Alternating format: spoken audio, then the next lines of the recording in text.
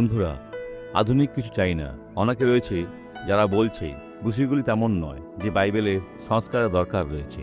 সেটা দিয়াবলের একটি কথা। ঈশ্বরের বাক্য সত্য।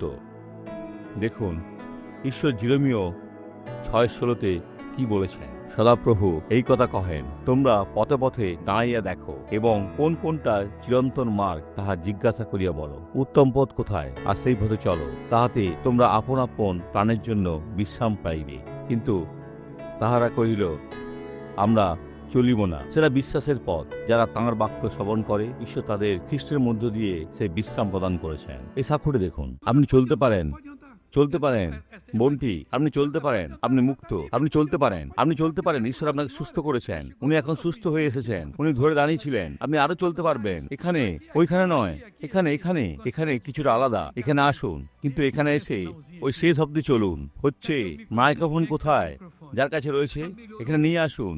আপনি কি ভালো আছেন? আমাকে বলুন, বোন, আপনি ভালো আছেন? ভালো আছি। হচ্ছে, আপনাকে ভালো মতন চলতে দেখছি। ওইখানে যান, ওইখানে, আর ফিরে আসুন দ্রুত। ওইখানে যান বোন, দ্রুত দ্রুত। বন্ধুরা দেখুন, দ্রুত ফিরে আসুন। আমি আপনার জন্য অপেক্ষায় রয়েছি। আমার দিকে তাকান, এখানে ফিরুন, আমার দিকে তাকান। মাটি দেখবেন না, আমাকে দেখুন। একটু দৌড়ান, এগিয়ে যান, আর একটু দৌড়ান, একটু দৌড়ান। বন্ধুরা এটা দেখুন। বোন, আপনি ভালো আছেন? আপনি ভালো আছেন? আমি ভালো আছি। উনি ভালো আছেন, এখন শেষ হয়েছে।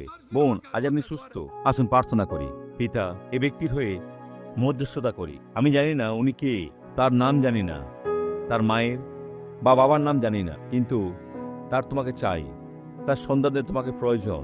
তাই সমস্ত মন্দকে বলি, এ ব্যক্তিকে ছেড়ে দাও, এ ব্যক্তিকে যেতে দাও। যিশুর নামে খ্রিস্টের সাথে দাঁড়ান।